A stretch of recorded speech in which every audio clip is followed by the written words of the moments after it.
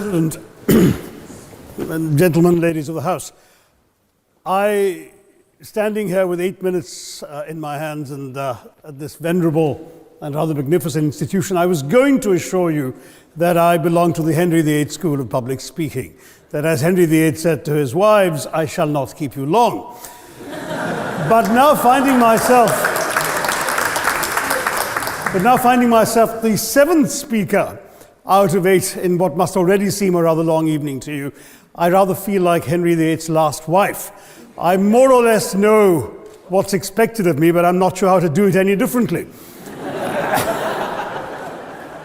Perhaps what I should do is really try and pay attention to the arguments that were advanced by the opposition today. We had, for example, Sir Richard Ottaway challenging the very idea that it could be argued that the economic situation of the colonies was actually worsened by the experience of British colonialism. Well, I stand to offer you the Indian example, Sir Richard. India's share of the world economy when Britain arrived on its shores was 23%. By the time the British left, it was down to below 4%. Why? Simply because India had been governed for the benefit of Britain. Britain's rise for 200 years was financed by its depredations in India. In fact, Britain's industrial revolution was actually premised upon the deindustrialization of India. The handloom weavers, for example, famed across the world, whose products were exported around the world, Britain came right in. There were actually these weavers making fine muslin, light as woven air, it was said. And Britain came right in, smashed their thumbs, broke their looms, imposed tariffs and duties on their cloth and products, and started, of course, taking the raw materials from India and shipping back manufactured cloth, flooding the world's markets with what became the products of the dark and satanic mills of Victorian England. That meant that the weavers in India became beggars, and India went from being a world-famous exporter of finished cloth into an importer, went from having 27% of world trade to less than 2%. Meanwhile, colonialists like Robert Clive bought their rotten boroughs in England on the proceeds of their loot in India, while taking the Hindi word loot into their dictionaries as well as their habits.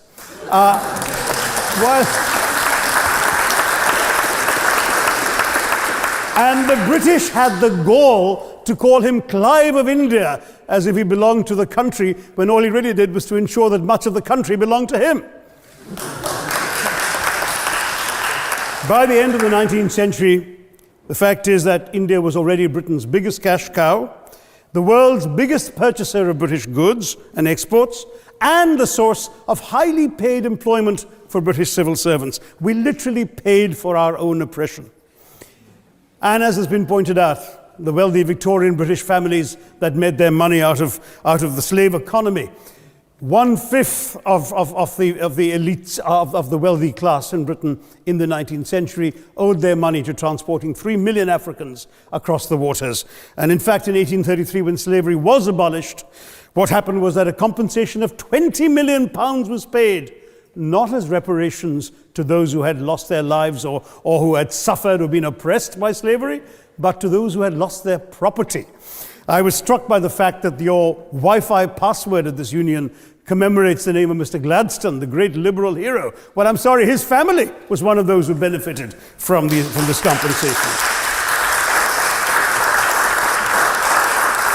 Staying with India, between 15 and 29 million Indians died of starvation in British-induced famines. The most famous example, of course, was the Great Bengal Famine during the Second World War, when 4 million people died because Winston Churchill, deliberately as a matter of written minuted policy, proceeded to divert essential supplies from civilians in Bengal to sturdy Tommies and Europeans as reserve stockpiles. He said that the starvation of anyway underfed Bengalis mattered much less than that of sturdy Greeks. This is Churchill's actual quote. And when conscience-stricken British officials wrote to him, pointing out that people were dying because of this decision, he peevishly wrote in the margins of the file, "Why hasn't Gandhi died yet?"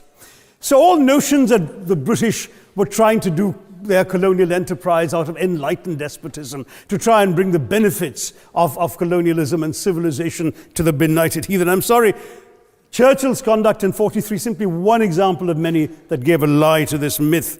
As others have said on the proposition, violence and racism were the reality of the colonial experience. And no wonder that the sun never set on the British Empire, because even God couldn't trust the English in the dark. Let me take World War I as a very concrete example, since the first speaker, Mr. Lee, suggested these things couldn't be quantified. Well, let me quantify World War I for you. Again, I'm sorry, from an Indian perspective, others have spoken of other countries. 1/6 of all the British forces that fought in the war were Indian. 54,000 Indians actually lost their lives in that war. 65,000 were wounded. Another 4,000 remained missing or in prison. Indian taxpayers had to cough up £100 million in that time's money. India supplied 70 million rounds of ammunition, 600,000 rifles and machine guns, 42 million garments were stitched and sent out of India, and 1.3 million Indian personnel served in this war. I know all this because, of course, the commemoration of the centenary has just taken place. But not just that, India had to supply 173,000 animals, 370 million tons of supplies, and in the end, the total value of everything that was taken out of India, India, by the way, suffering from recession at that time and poverty and hunger, was, in today's money, £8 billion. You want quantification? It's available. Second World War, it was even worse, 2.5 million Indians in uniform. I won't belabor the point, but of Britain's total war debt of £3 billion, in 1945 money, 1.25 billion was owed to India and never actually paid. Somebody mentioned Scotland. Well, the fact is that colonialism actually cemented your union with Scotland. You know, the Scots had actually tried to send colonies out before 1707. They'd all failed, I'm sorry to say. But then, of course, came union, and India was available, and there you had a disproportionate employment of Scots. I'm sorry, Mr. Mackenzie has to speak after me. Engaged in this colonial enterprise as soldiers, as merchants, as agents, as employees, and the earnings from India is what brought prosperity to Scotland, even pulled Scotland out of poverty. Now that India is no longer there, no wonder the bonds are loosening. Now, we've heard other arguments on this side. There's been a mention of the railways. Well, let me tell you, first of all, as my colleague, the Jamaican High Commissioner, has pointed out, railways and roads were really built to serve British interests and not those of the local people. But I might add that many countries have built railways and roads without having had to be colonized in order to do so.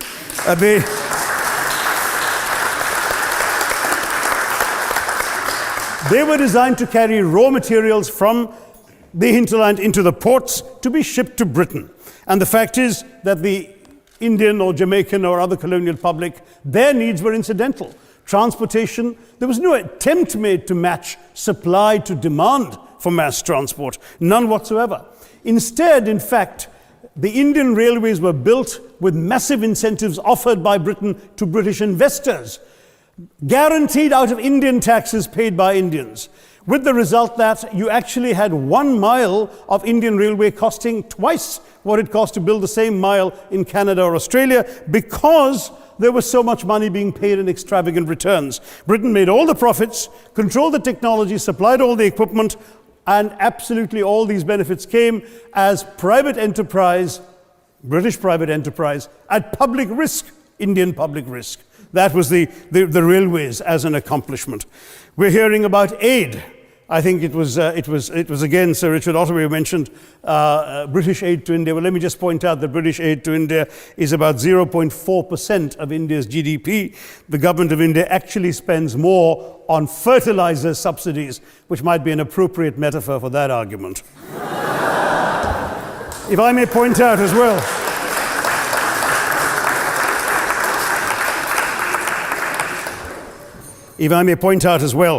that as my fellow speakers from the proposition have pointed out, there have been incidents of racial violence, of loot, of massacres, of bloodshed, of transportation, in India's case, even of one of our last Mughal emperor.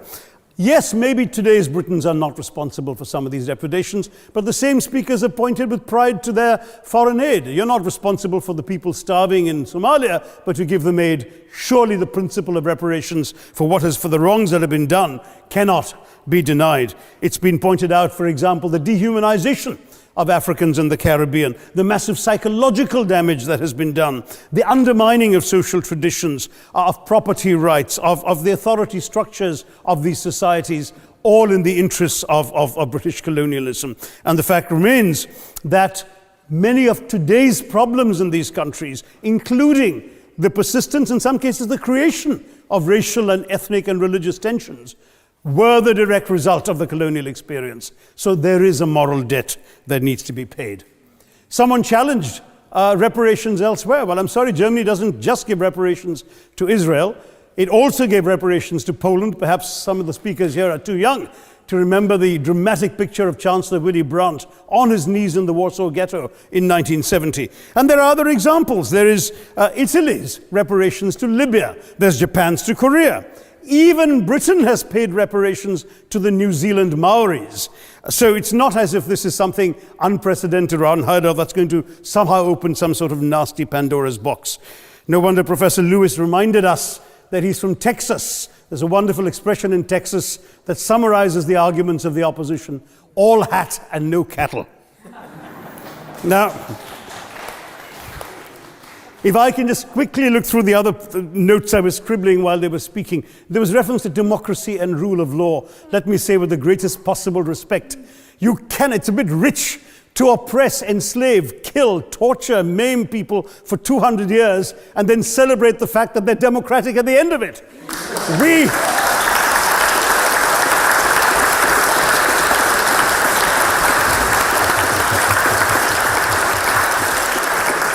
We were denied democracy, sir. We had to snatch it, seize it from you.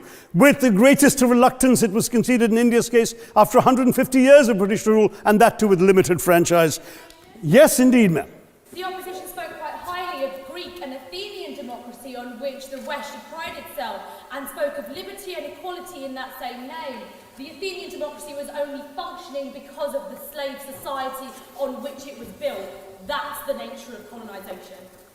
All right, I don't think that needs contradiction, not from me at any rate.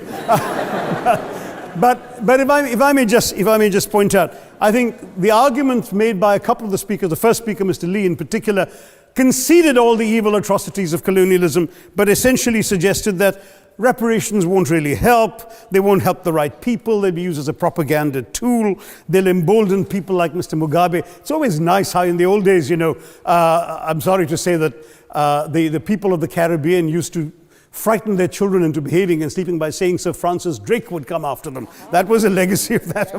Now it's Mugabe will be there. So this is the new sort of Sir Francis Drake of our times. The fact is very simply, sir, that we are not talking about reparations as a tool to empower anybody. They're a tool for you to atone for the wrongs that have been done. And I am quite prepared to accept the proposition that you can't put a monetary sum on the kinds of horrors people have suffered. Certainly no amount of money can expiate the loss of a loved one, as somebody pointed out there. You're not going to be able to figure out an exact amount. But the principle is what matters. The fact is that to speak blithely of sacrifices on both sides, as an analogy was used here, a burglar comes into your house, ransacks the place, stubs his toe, and you say, well, there was a sacrifice on both sides. That, I'm sorry to say, is not an acceptable argument. The truth is that we are not arguing specifically that vast sums of money need to be paid. The proposition before this House is the principle of owing reparations, not the fine points of how much is owed, to whom it should be paid. The question is there a debt? Does Britain owe reparations? As far as I'm concerned, the ability to acknowledge a wrong that has been done, to simply say sorry, will go a far, far, far longer way than some percentage of GDP in the form of aid. What is required, it seems to me, is accepting the principle that reparations are owed. Personally, I'd be quite happy if it was £1 a year for the next 200 years after the last 200 years of Britain and India. Thank you very much, Madam President.